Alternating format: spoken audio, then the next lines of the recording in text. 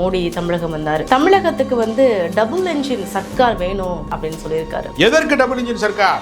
Double engine சர்க்கார்னா என்ன ஆகும்? தமிழ்நாட்டிலே இந்தி மொழி திணிக்கப்படும், மும்மொழி கொள்கை செயல்படுத்தப்படும், நீட்டு கட்டாயமாக்கப்பட்டிருக்கிறது. இப்பொழுதே குஜராத்துக்கு முதலமைச்சராக இன்றைக்கு பிரதமராக இருக்கக்கூடிய மோடி இருந்தாரே, அன்றைக்கு என்ன டபுள் இன்ஜின் சர்க்காரா இருந்தது? குஜராத்ல டபுள் இன்ஜின் சர்க்கார் என்கிறதுனால சமூக நல்லிணக்கம் இருந்ததா மணிப்பூர்ல?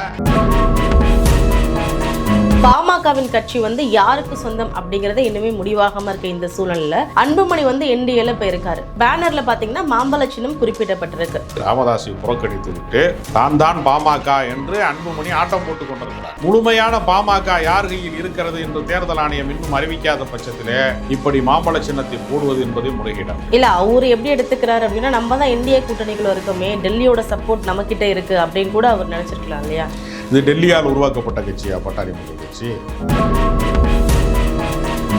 அன்புமணி திமுகவை ரொம்ப ஒரு தகாத முறையாவே அவர் பேசியிருப்பார். ஸோ எதை பின்புலமா வச்சு இவ்வளோ பேசிட்டு இருக்காரு. பொழுது சிபிஐ வழக்கிலே அவர் மாட்டிக்கொண்டு முடிக்கிறார். அந்த வழக்கிற்கு அஞ்சுதான் ஒரு பாஜக கூட்டணியில் நீடிக்கிறாரே தவிர அவருக்கு ஒன்றும் கொள்கை கூட்டணி எல்லாம் இல்லை. எல்லாருமே வழக்குக்கு அஞ்சுதான். நகரனை எடுத்துக்கொண்டால் அவருக்கும் சிபிஐனுடைய வழக்கு இருக்கிறது. எடப்பாடி பழனிசாமி அவருடைய சகாக்களா இருக்கக்கூடியவர்கள், முன்னாள் அமைச்சர்கள் அத்தனை பேர் மேலேயுமே பல முறைகேடு சார்ந்த வழக்குகள் இருக்கிறது. வழக்குகளுக்கு அச்சப்பட்டு சிறைக்கு போவதற்கு பயந்து கொண்டுதான் இவர்கள் இந்த கூட்டணியில் இருக்கிறார்களே தவிர இது ஒரு இயல்பான கூட்டணியாகவே இல்லை.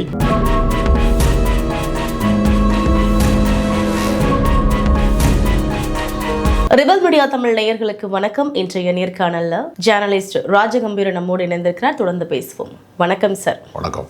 ரொம்பவே பரபரப்பாக பேசப்பட்டது மோடி தமிழகம் வந்தார். பொதுக்கூட்டத்தில் நிறைய விஷயங்களை பேசினார். அதில் குறிப்பாக என்ன சொல்கிறாரு அப்படின்னா, தமிழகத்துக்கு டபுள் என்ஜின் சர்க்கார் வேணும் அப்படின்னு சொல்லியிருக்காரு. இங்கே எந்த என்ஜினுமே எங்களுக்கு வேண்டாம், டபுள் இன்ஜினும் வேண்டாம், டப்பா இன்ஜினும் எங்களுக்கு வேண்டாம் அப்படின்னு நம்ம தமிழக முதலமைச்சர் சொல்லியிருக்காரு. இதை பற்றி என்ன நினைக்கிறீங்க? ஒரு காலகட்டத்திலே காங்கிரஸ் கட்சி தான் இந்தியா முழுமையும் ஆட்சி செய்தது. மாநில கட்சிகளே தோன்றாத காலத்திலே மத்தியிலும் மாநிலத்திலும் ஒரே கட்சியினுடைய ஆட்சி முறை தான் தொடர்ந்தது. டபுள் இன்ஜின் சர்க்கார் என்பது ஒன்றும் புதிதான விஷயம் அல்ல. என்ன காரணம் சொல்றாங்கன்னா, மத்திய அரசும் மாநில அரசும் ஒரே அரசாக இருந்தால் இணக்கமான போக்கு இருக்கும் என்றெல்லாம் இவர்கள் ஒரு கற்பிதத்தை உருவாக்குகிறார்கள். ஆனால் அப்படியெல்லாம் கிடையாது. அப்ப மன்மோகன் சிங் பிரதமராக இருந்த காலகட்டத்தில் குஜராத்துக்கு முதலமைச்சராக இன்றைக்கு பிரதமராக இருக்கக்கூடிய மோடி இருந்தாரே, அன்றைக்கு என்ன டபுள் இன்ஜின் சர்க்காரா இருந்தது குஜராத்தில்?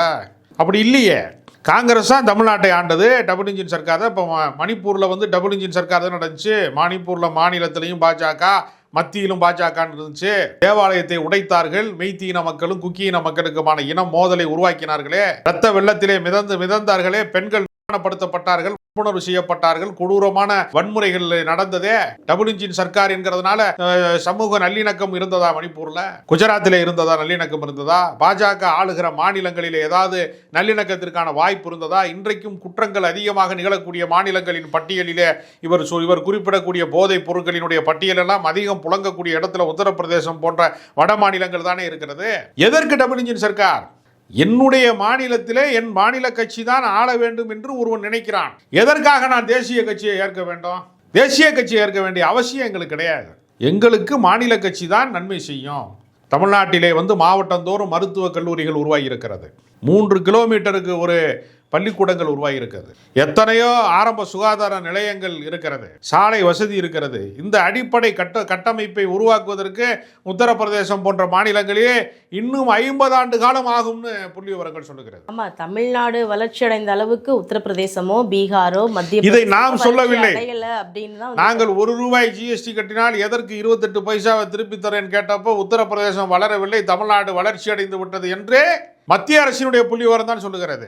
அதனால டபுள் இன்ஜின் சர்க்கார் என்று சொல்வதன் மூலமாக எந்த மாற்றத்தையும் எந்த முன்னேற்றத்தையும் உங்களால் உருவாக்க முடியவில்லை என்பதுதான் கள யதார்த்தம். நீங்க டபுள் இன்ஜின் சர்க்கார்னா என்ன ஆகும்? தமிழ்நாட்டிலே இந்தி மொழி திணிக்கப்படும், மும்மொழி கொள்கை செயல்படுத்தப்பட்டிருக்கும், நீட்டு கட்டாயமாக்கப்பட்டிருக்கிறது இப்பொழுதே. அப்போ மாநில சுயாட்சி, மாநிலத்துக்கென்று ஒரு தனித்த கொள்கை இருக்கக்கூடாது என்று அவர்கள் நினைக்கிறார்கள். மாநிலத்துக்கென்று தனித்த பாடத்திட்டம் இருக்கிறது, நம்முடைய தமிழ் மொழியினுடைய சிறப்பு இருக்கிறது. கீழடியிலே ஒரு பண்பாட்டு ஆய்வு செய்தார்கள், தொல்லியல் ஆய்வு செய்தார்கள். அதையெல்லாம் அந்த தமிழருடைய நாகரிகத்தை எல்லாம் அவர்கள் ஏற்றுக்கொள்வார்களா? நமக்கென்று ஒரு மாநில அரசு இருக்கிற காரணத்தினாலே தான் அந்த சிறப்புகளை பேச முடிகிறது. ஜான்சி ராணி லட்சுமிபாய் விடுதலைக்கு போராடினார் என்கிற வரலாற்றை தமிழன் படிக்கிறான். வீரமங்கை வேலுநாச்சியாரினுடைய வரலாற்றை உத்தரப்பிரதேசத்திலையும் பீகாரிலையும் மத்திய பிரதேசத்திலையும் பாடத்திட்டத்தில் வைப்பார்களா? அதனால் டபுள் இன்ஜின் சர்க்கார் என்று சொல்வதெல்லாம் தங்களுடைய கருத்தை இந்த மாநிலத்தின் மீது திணிக்க முடியாத அவர்களுடைய ஆதங்கத்தின் வெளிப்பாடை தவிர அது அடிப்படையிலே மக்கள் நலன் சார்ந்தது அல்ல. பாமகவின் கட்சி வந்து யாருக்கு சொந்தம் அப்படிங்கறத இன்னுமே முடிவாகாம இருக்க இந்த சூழல்ல அன்புமணி வந்து என்டிஏல போயிருக்காரு. அதன் வைத்து பேனர்ல பாத்தீங்கன்னா மாம்பழ சின்னம் குறிப்பிடப்பட்டிருக்கு. இது வந்து எதனுடைய அடிப்படையில இந்த மாம்பழ சின்னத்தை அங்க குறிப்பிட்டிருக்காங்க? நியாயமாக பார்த்தால் தேர்தல் ஆணையத்திலே யாருக்கு கட்சி சொந்தம் என்பதற்கான வழக்கு உச்சநீதிமன்றத்திலே நடந்து கொண்டிருக்கிறது. ராமதாஸ் தான் பாட்டாளி மக்கள் கட்சி என்கிற கட்சியை உருவாக்கிய நிறுவனர். அவர்தான் 97,000 கிராமங்களுக்கு சென்று சமூக நீதி போராட்டத்திலே உயிர் தியாகம் செய்வதற்கான மிகப்பெரிய போராட்டத்தை நடத்தி இந்த அமைப்பை, இந்த சமூகத்தை வழிநடத்திய வரலாற்று பெருமைக்குரியவராக ராமதாஸ் தான் இருக்கிறார். ஏறத்தாழ 60 ஆண்டு கால அரசியல் பணி. இன்றைக்கு தமிழ்நாட்டில் வாழ்ந்து கொண்டிருக்கிற அரசியல் தலைவர்களிலேயே மூத்த தலைவர் அவர் மட்டும்தான். முத்தமிழறிஞர் கலைஞருக்கு பின்னால் மிக நீண்ட காலமாக அரசியல் வாழ்க்கையில் இருக்கக்கூடிய மூத்த தலைவர் ராமதாஸ் தான். அவர் கட்சியில் எத்தனையோ பேர் மாநில தலைவர்களாக இருந்திருக்கிறார்கள். பேராசிரியர் தீரன் இருந்திருக்கிறார், ஜி.கே. மணி இருந்திருக்கிறார். எவ்வளோ பேருக்கு மாநில தலைவர் பொறுப்பு கொடுத்தார்கள். 3 ஆண்டு காலம்தான் அந்த மாநில பொறுப்பு. 3 ஆண்டு காலம் முடிந்ததற்கு பின்பு மீண்டும் தேர்வு செய்யப்படக்கூடிய இடத்தில் இருக்கிற போது நான் தான் கட்சி, நீ சொல்வதை கேட்க மாட்டேன் என்று சொல்லி ராமதாஸை புறக்கணித்து விட்டு தான் பாமக என்று அன்புமணி ஆட்டம் போட்டுக் கொண்டிருக்கிறார். எனவே இன்னும் வழக்கினுடைய தீர்ப்பு வராத பட்சத்திலே, முழுமையான பாமக யார் கையில் இருக்கிறது என்று தேர்தல் ஆணையம் இன்னும் அறிவிக்காத பட்சத்திலே இப்படி மாம்பழ சின்னத்தை போடுவது என்பதே முறைகேடானது. இது ஒரு தவறான முன்னுதாரணம். இதை எப்படி இவர்கள் அனுமதிக்கிறார்கள்? இல்ல, அவரு எப்படி எடுத்துக்கிறார் அப்படின்னா, நம்ம தான் இந்திய கூட்டணிக்குள்ள இருக்கோமே, டெல்லியோட சப்போர்ட் நம்ம கிட்ட இருக்கு அப்படின்னு கூட அவர் நினைச்சிருக்கலாம் இல்லையா? இது டெல்லியால் உருவாக்கப்பட்ட கட்சியா பாட்டாளி மக்கள் கட்சி? நீங்கள் ஒரு கட்சியை வளர்த்து உருவாக்கி ஒரு மிகப்பெரிய உயரத்துக்கு கொண்டு செல்வீர்கள், மிகப்பெரிய சிகரத்துக்கு கொண்டு செல்வீர்கள் என்றால் அந்த கட்சியை உடைப்பது பாஜகவினுடைய வேலை. எந்த மாநிலத்துக்குள்ளே சென்றாலும் அந்த மாநில கட்சியை உடைத்து சுக்குநூறாக மாற்றுவது. ஆளுகிற கட்சியாக இருந்த அதிமுகவை திமுக வேண்டாம் என்று நினைக்கிற போதெல்லாம் அதிமுக ஆட்சிக்கு வரும், அதிமுக வேண்டாம் என்று நினைக்கிற போதெல்லாம் திமுக ஆட்சிக்கு வரும் என்று சொல்லக்கூடிய அளவுக்கு செல்வாக்கு மிக்க கட்சியாக இருந்த அதிமுகவை இபிஎஸ் அணி, ஓபிஎஸ் அணி, டிடிவி அணி, சசிகலா அணி என்றெல்லாம் பல அணிகளாக மாற்றியது யார்? உடைத்தது யார்? உடைத்தவர்கள் இவர்கள் தானே, பாஜக தானே. உடைத்தவர்களே இன்றைக்கு என்ன சொல்கிறாங்கன்னா, நாங்கள் கூட்டணியில் மறுபடியும் சேர்த்துட்டோம், எல்லாரையும் மெகா கூட்டணி ஆகிட்டோம்னா இன்னும் ஓபிஎஸ்சியினுடைய நிலைப்பாடு என்னவென்று தெரியவில்லை, சசிகலாவினுடைய நிலைப்பாடு என்னவென்று தெரியவில்லை. டிடிவி தினகரன் வழக்குக்கு அஞ்சி இந்த கூட்டணிக்குள்ளே சென்றாலும் கூட அவர் சென்றதைப் போலவே அவருடைய கட்சியின் தொண்டர்கள் செல்வார்களா? தூத்துக்குடி மாவட்டத்தினுடைய செயலாளராகவும் அமமுகவினுடைய துணை பொதுச் செயலாளராகவும் இருக்கிற மாலை ராஜா நான் அமமுகவில் தொடர விரும்பவில்லை என்று திமுகவில் இணைகிறார். அப்போ எல்லாராலும் ஏற்றுக்கொள்ளப்பட்ட முடிவாக இது இருக்குமா? டிடிவி தினகரனுக்கு வழக்கு இருக்கிறது என்பதற்காக, சிபிஐ வழக்கு இருக்கிறது என்பதற்காக அவர் வேண்டுமானால் காம்ப்ரமைஸ் ஆகலாம். அந்த சமூகத்தினுடைய மக்கள் எடப்பாடி ஏற்றுக்கொள்வார்களா? இப்போ ஓபிஎஸோட ஆதரவாளர் வைத்தியலிங்கமும் திமுகவில் போய் இணைஞ்சிருக்காரு. இப்போ ஓபிஎஸ் என்ன பண்ண போறாரு? என்டிஏ கூட்டணிக்கு போவாரா இல்ல திமுக? ஓபிஎஸ்க்கு இருக்கக்கூடிய மனத்தடை என்னன்னா, 3 முறை இடைக்கால முதலமைச்சராக அம்மாவினுடைய ஆட்சி காலத்திலேயும் அவர்கள் சிறைக்கு போன காலத்திலேயும் அவர்கள் மறைந்த காலத்திலேயும் முதலமைச்சராக இருந்து பொறுப்பு வைத்த நாம் போய் திமுகவினுடைய வாசலிலே நின்று சில எம்எல்ஏக்களை பெறுவதா? அப்படி ஒருவேளை அதை ஏற்றுக்கொண்டால், திமுகவுக்கு போகிற முடிவை ஏற்றுக்கொண்டால் மீண்டும் அதிமுகவுக்கு உரிமை கோரக்கூடிய ஒரு சூழ்நிலை வருகிறது. ஒருவேளை தேர்தலுக்கு பின்னால் அதிமுக வீழ்ச்சி அடைகிறது, பின்னடைவை சந்திக்கிறது, தலைமை மாற்றப்பட வேண்டும் என்கிற நிலைமை உருவாகிறது என்று சொன்னால் அன்றைக்கு போய் நான் அதிமுக காரன் என்று நிற்க முடியாதே.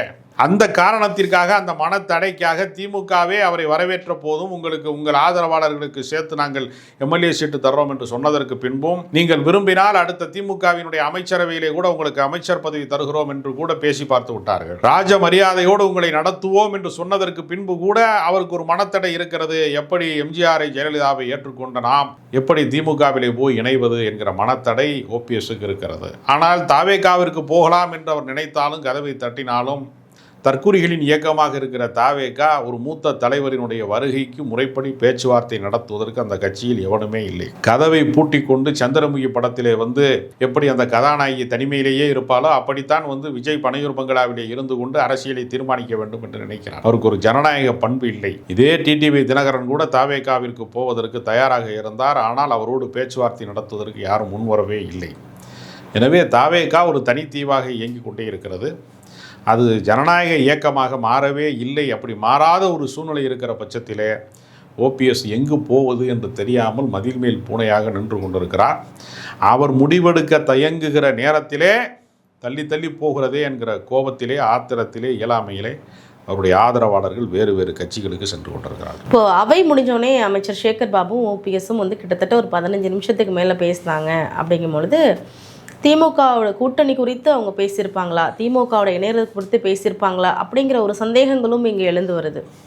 இல்லை, ஓபிஎஸ் செய்த மிகப்பெரிய பிழை என்னென்னா, அவர் ஒருங்கிணைப்புக்கான ஒரு மீட்பு குழுவெல்லாம் அவர் அமைத்தார். அதே ஒரு கட்சியாக அறிவித்து, ஒரு அமைப்பாக அறிவித்து கூட்டணிக்கு போவது என்றால் திமுகவோடு கூட்டணி போவதிலே ஒன்றும் தவறில்லை என்று அவர் நியாயப்படுத்திக் கொள்ளலாம். ஆனால் அவர் எந்த தனி கட்சியுமே தொடங்கவே இல்லை.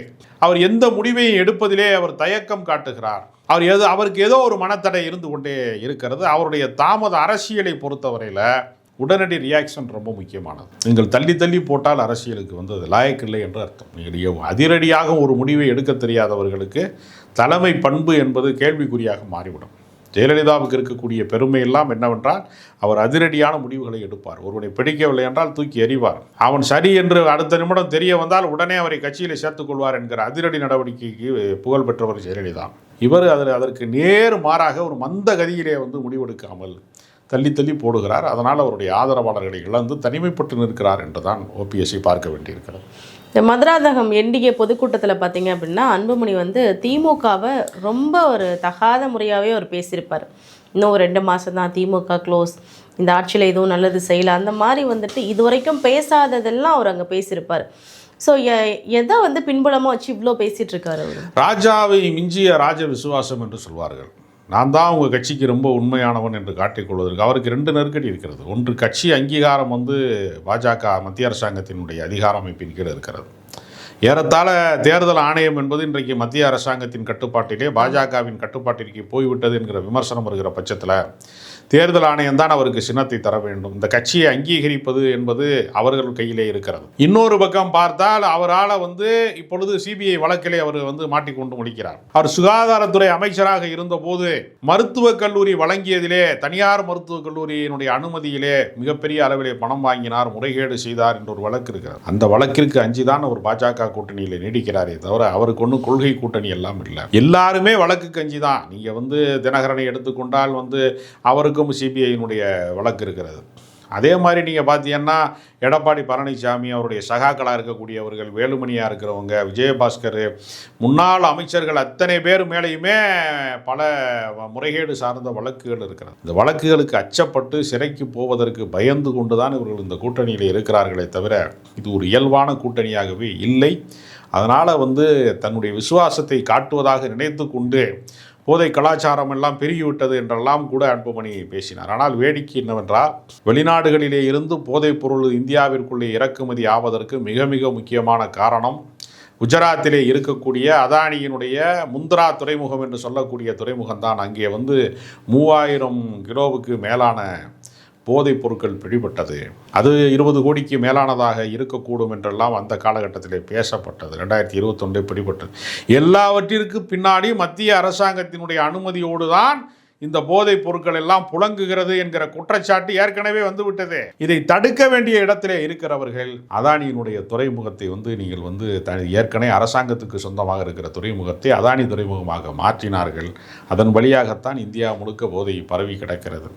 சில்லறை வர்த்தகத்திலே இருக்கிறவர்களை பார்த்து சீறுகிறவர்கள் மொத்த வியாபாரத்திற்கு இவர்கள்தான் காரணம் என்கிற உண்மையை மறைக்க பார்க்கிறார்கள்.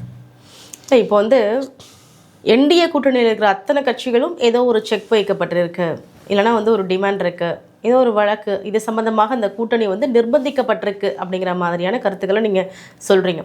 அப்படி இருக்கும் பொழுது இங்கே திமுக கூட்டணி அதில் எந்த ஒரு நிர்பந்தமும் இங்கே வைக்கப்படலையா? திமுக கூட்டணி வந்து நெடுங்காலமாக பயணிக்கிற கூட்டணி. காங்கிரஸ் அங்கே இருக்கிறது, சின்ன சலசலப்பு வந்தது, அதை வந்து தேசிய தலைமை கண்டித்து மௌனமாக இருங்கள், ஆளாளுக்கு கருத்து சொல்லுகிற வேலையெல்லாம் வேண்டாம் என்று சொல்லிவிட்டார்கள். அதே போல வந்து விசிகா வேங்கை வயல் பிரச்சனை வருகிற போது வெளியேறிவிடும் என்று பல பேர் நினைத்தார்கள். ஆனால் சாதி என்பதோ, சாதி ஆதிக்கம் என்பதோ, தீண்டாமை என்பதோ, பட்டியலின மக்கள் மீதான வெறுப்பு என்பதோ திமுக ஆட்சியிலே இருப்பதனால் வந்தது அல்ல. அது 2000 வருட கால இழிவை நாம் தமிழன் சுமந்து கொண்டிருக்கிறான், சாதி என்கிற இழிவை. இல்லை. அதனால அதற்கு தீர்வை நோக்கி கோரிக்கை எழுப்புகிற இடத்திலாவது குறைந்தபட்சம் ஸ்டாலின் அவர்கள் காது கொடுத்து கேட்பதற்கு தயாராக இருக்கிறார். சாதியானவ படுகொலைக்கு ஆணையம் அமைத்து சட்டம் இயற்றுவதற்கு முன்மாதிரியை உருவாக்கி கொண்டிருக்கிறார். அதனால அவர்கள் வெளியேறவில்லை. அதே போல சாம்சங் போராட்டம் நடந்த போது, தொழிலாளர் போராட்டம் நடந்த போது சிபிஎம் சிபிஐ என்று சொல்லக்கூடிய கம்யூனிஸ்ட் கட்சிகள் வெளியேறிவிடும் என்று நினைத்தார்கள் பல பேர். ஆனால் அது கார்ப்பரேட்டுகளுக்காக உருவாக்கப்பட்ட சட்டம். அங்கு தொழிற்சங்கம் அமைக்க விடாமல் தடுப்பது என்பது மாநில அரசு அல்ல, ஏற்கனவே மத்திய அரசினுடைய சட்டத்தில் அப்படி இருக்கிறது என்கிற காரணத்தினாலே காவல்துறை நடவடிக்கை மீது தான் அதிருப்தி வெளிப்படுத்த முடியுமே தவிர இந்த சட்டத்தை இயற்றியது என்பது யார் என்று பார்த்தால் அது மத்திய அரசாங்கம். எனவே இதற்காகவெல்லாம் கூட்டணியை உடைக்க முடியாது என்று யாருமே நட்பு முரணாகத்தான் சண்டை போட்டார்களே தவிர அது பகை முரணாக மாற்றப்படவில்லை.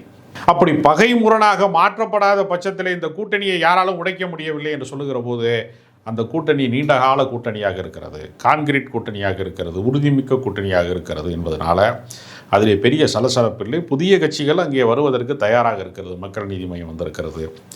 அதே போல் தேமுதிக வருவதற்கு ஆசைப்படுகிறது. ராமதாஸ் கூட எப்படியாவது திமுக கூட்டணியில் இடம்பெற வேண்டும் என்பதற்காக திமுகவின் கதவுகளை தட்டக்கூடிய இடத்திலே சேர்ந்திருக்கிறார் என்று சொல்லுகிற போது திமுக கூட்டணி வெற்றி கூட்டணியாக, வலிமைமிக்க கூட்டணியாக, உறுதிமிக்க கூட்டணியாகத்தான் இருக்கிறது. அங்கு பெரிய அளவிலே குழப்பம் இல்லை.